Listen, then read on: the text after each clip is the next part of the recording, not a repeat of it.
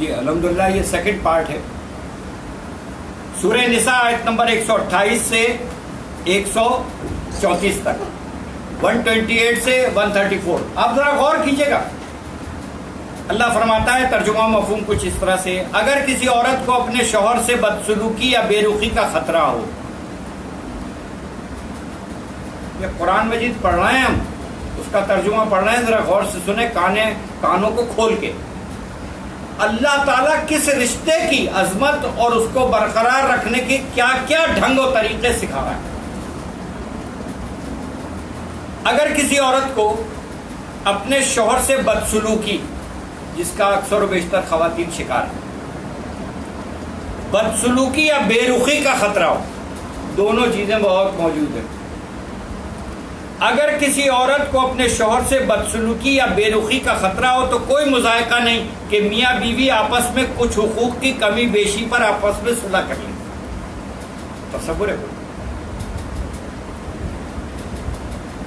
Bargaining کر لیں، آپس میں چیزوں کو طے کر لیں. میں امی کے وہاں اس وقت جاؤں گی جب آپ اجازت دیں گے، ہفتے میں ایک دفعہ جاؤں گی. یہ ساری چیزیں ہیں، انڈرسٹوڈ ہے. صلح بہرحال بہتر ہے، یہ اللہ قرآن میں جن فرما رہا ہے. نفس کی تنگ دلی کی طرف صلح بہتر ہے. نفس تنگ دلی کی طرف جلدی مائل ہو جاتے ہیں. لیکن اگر تم احسان سے پیش آؤ اور خدا ترسی سے کام لو تو یقین رکھو کہ اللہ تمہارے اس طرز عمل سے بے خبر نہ ہوگا. بیویوں کے درمیان پورا عدل کرنا تمہارے بس میں نہیں ہے. یہاں بیویوں کا ذکر آیا ہے جو ایک 4 کی اجازت دی ہے. مردوں کو سب سے زیادہ جس چیز کے اوپر قرآن پر عمل کرنے کا شوق بڑھتا ہے وہ یہی بس.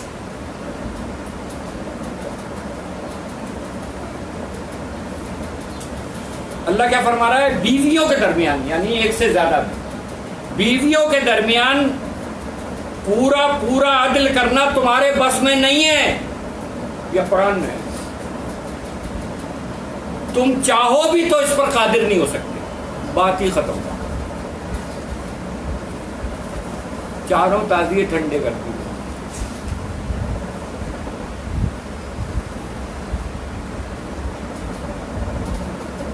لیکن اگر تم لوگ احسان سے پیش آؤ اور خدا ترسی سے کام لو تو یقین رکھو کہ اللہ تعالیٰ تمہارے اس طرز عمل سے بے خبر نہ ہوگا. بیویوں کے درمیان پورا عدل کرنا تمہارے بس میں نہیں ہے. تم چاہو بھی تو اس پر قادر نہیں ہو سکتے. اللہ مجھے معاف کرے، میری زبان سے ایک وہ نکل گیا کہ تازی ٹھنڈے، وہ عرف عام میں کہتے ہیں، اس لیے میں معذور. تم چاہو بھی تو اس پر قادر نہیں ہو سکتے. لہذا قانون الہی کا منشا پورا کرنے کے لیے یہ کافی ہے ایک بیوی کی طرف اس طرح نہ جھک جاؤ کہ دوسری کو لٹکتا چھوڑ دو. اگر تم اپنا طرز عمل درست رکھو اور اللہ سے ڈرتے رہو تو اللہ چشم پوشی کرنے والا ہے اور رحم فرمانے والا ہے. لیکن اگر زوجین ایک دوسرے سے الگ ہی ہو جائیں تو اللہ اپنی وسیع قدرت سے ہر ایک کو دوسرے کی محتاجی سے بے نیاز کر دے گا. کس قدر اہمیت کے ساتھ اللہ تعالیٰ کھول کے اپنی آیتیں مبارکہ بتا رہا ہے. یہ بات بتا دیے، مردوں کو کان کھول کر سن لینا چاہیے. وہ مرد جو 4 کا جھنڈا لیے ہوئے چل رہے ہیں اور بیویوں کو ہر دفعہ دھمکاتے رہتے ہیں، ان کے لیے یہ اللہ تعالیٰ نے کلیئر بتایا ہے کہ بیویوں کے درمیان پورا عدل کرنا تمہارے بس کی بات نہیں ہے. تم چاہو بھی تو اس پر قادر نہیں. اس لیے ایک پر اکتفا کر لو.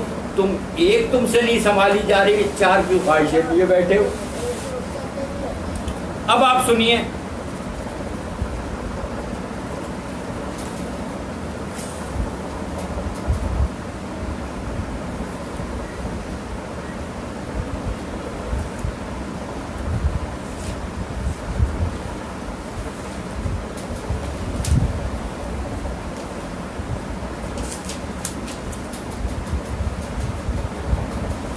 سورہ الاعراف آیت نمبر 26 سے 7 تک.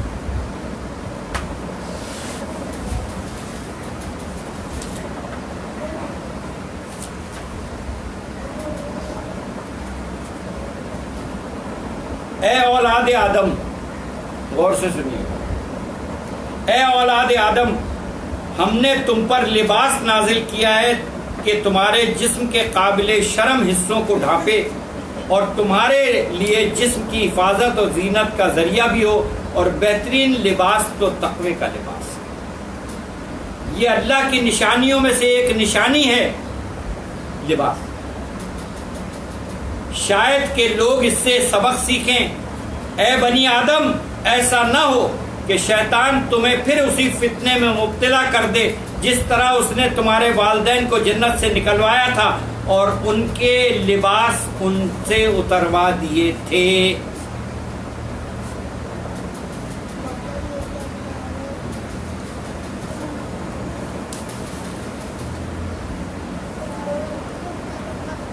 یہ رشتہ.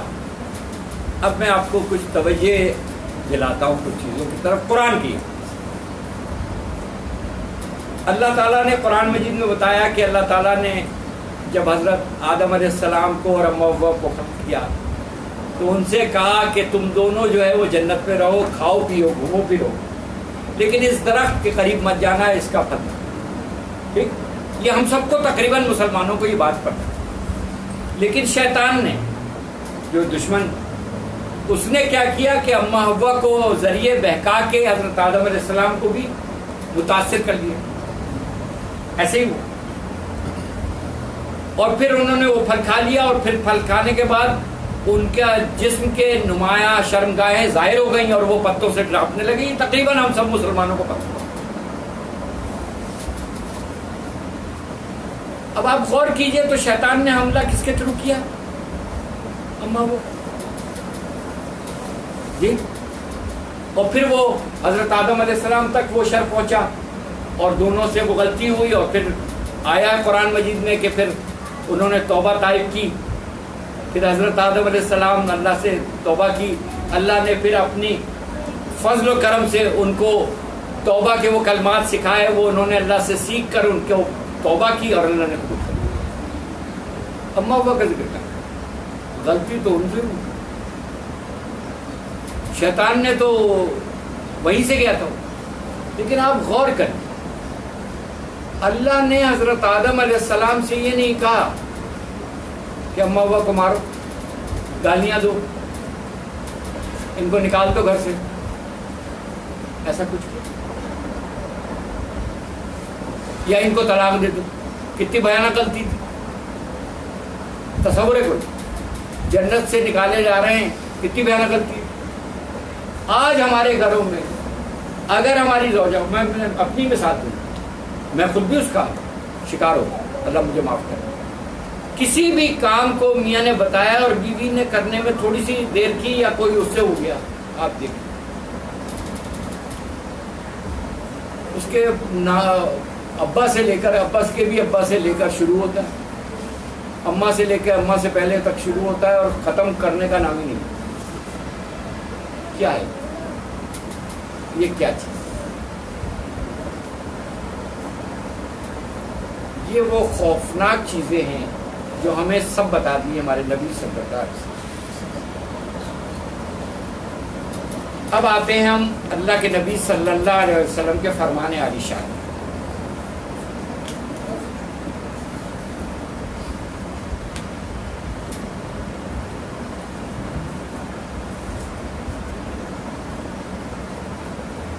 اللہ کے نبی صلی اللہ علیہ وسلم نے ارشاد فرمایا، مفہوم و ترجمہ کچھ اس طرح سے، اور جیسے آپ نے فرمایا ویسے ہی ہوگا، جس کے پاس گنجائش ہو اسے نکاح کر لینا چاہیے،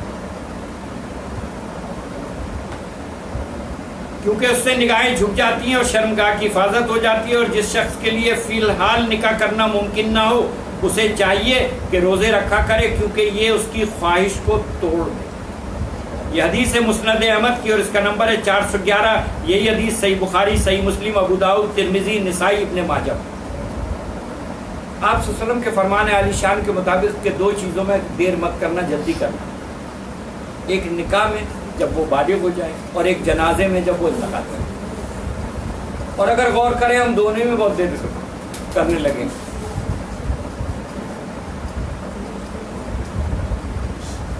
نبی کریم صلی اللہ علیہ وسلم سے دریافت کیا گیا کہ اللہ کے نبی صلی اللہ علیہ وسلم،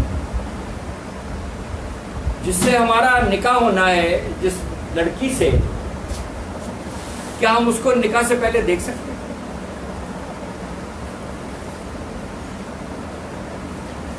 آپ صلی اللہ علیہ وسلم نے اس کی اجازت دیتے ہوئے فرمایا کہ جب تم میں سے کوئی شخص کسی عورت کے پاس پیغام نکاح بھیجے تو وہ اسے چھپ کر دیکھ سکتا ہے، اسے اس کی اجازت. اب غور کریے تو انسانیت کی تکمیل میرے نبی کس خوبصورت انداز میں کر رہے ہیں. یہ حدیث ہے مسند احمد کی اور اس کا نمبر ہے 14640، 14640. یہی حدیث ترمذی، ابو داؤد، نسائی، ابن ماجہ میں موجود ہے.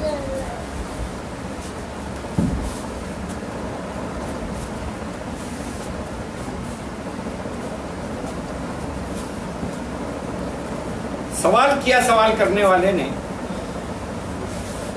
کسی عورت کو اس کے خاوند کے خلاف بھڑکانا کیسا؟ جو میرا خیال ہے کہ آج کل 99% لوگ کر رہے ہیں. ذرا وہ لوگ سن لیں غور سے. کسی عورت کو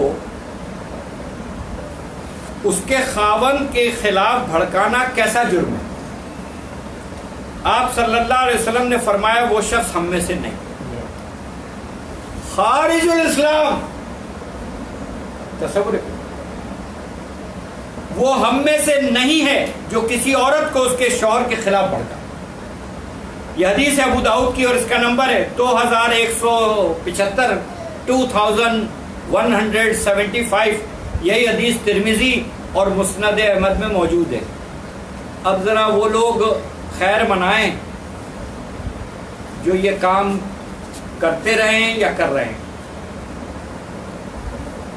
وہ اپنے ایمان کی تجدید کر لیں، توبہ استغفار کریں اور آئندہ اس کام کو کرنے سے توبہ کریں. کلیئر ہے. آپ صلی اللہ علیہ وسلم کے فرمان عالی شان کے مطابق وہ شخص ہم میں سے نہیں جو کسی عورت کو اس کے شوہر کے خلاف بھڑکائے.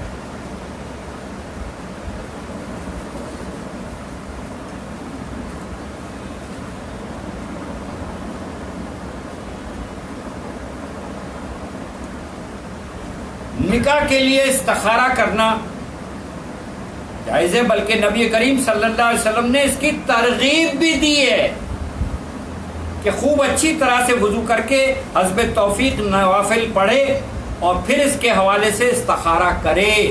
یہ حدیث ہے مسند احمد کی اور اس کا نمبر ہے 23994، 23994. یہی حدیث ابو داؤد، موطا امام مالک، ابن خزیمہ میں موجود ہے.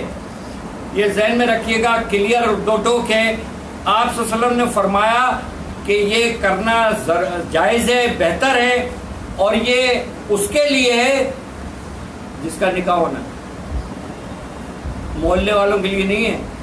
تو کر دے ہمارے لیے استخارہ، تو نکال دے، ایسا کہیں نہیں ہے، خود کرنا ہے. آپ صلی اللہ علیہ وسلم نے اس کی ترکیب بتا دی ہے کہ آپ صلی اللہ علیہ وسلم نے فرمایا کہ ترغیب بھی دی ہے اور خوب بتایا خوب اچھی طرح وضو کرے اور حسب توفیق نوافل پڑھے. نوافل پڑھے، نفل نہیں ہے. دیکھیے بہت اہم معاملہ ہے. ہم کیا کرتے ہیں، ایک دفعہ استخارہ کیا اور ہم یہ سمجھتے ہیں کہ اب ویڈیو میں ہمیں دکھائے گا اللہ، سی ڈی بھیجے گا. ایسا کچھ بھی نہیں. کچھ لوگوں نے بتایا ہوا ہے کہ آپ استخارہ کریں تو بات چیت نہ کریں. کچھ نے بتایا ہوا ہے کہ وہ سو جائیں خواب آئے گا.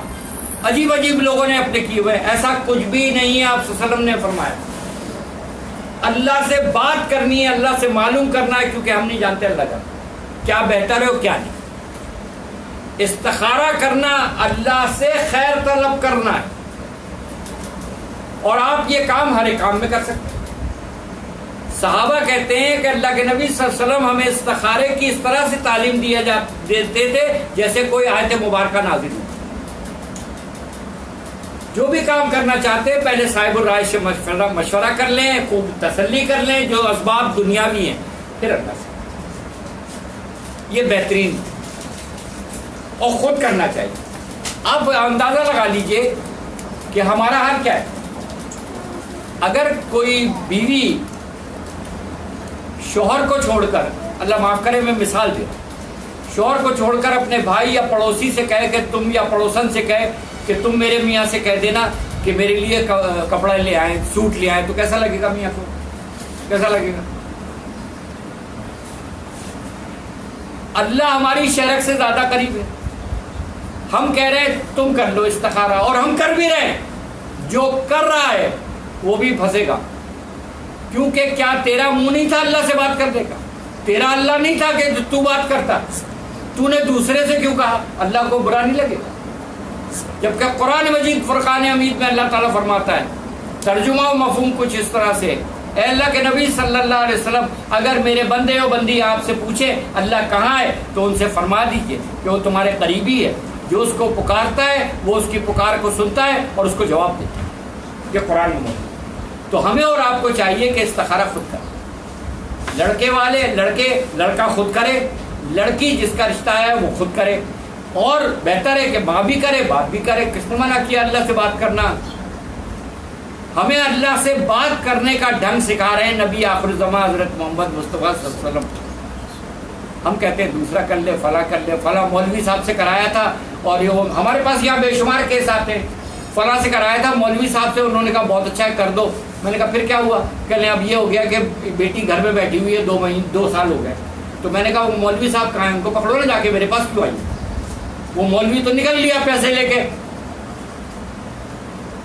یاد رکھیے اللہ سے خود, ہم سب کا اللہ ہے اور موجود ہے اور ہمیشہ سے اور ہمیشہ رہے. اس کو پکاریں جیسے کہ اس کو پکارنے کا حق ہے. انشاءاللہ جواب دیں.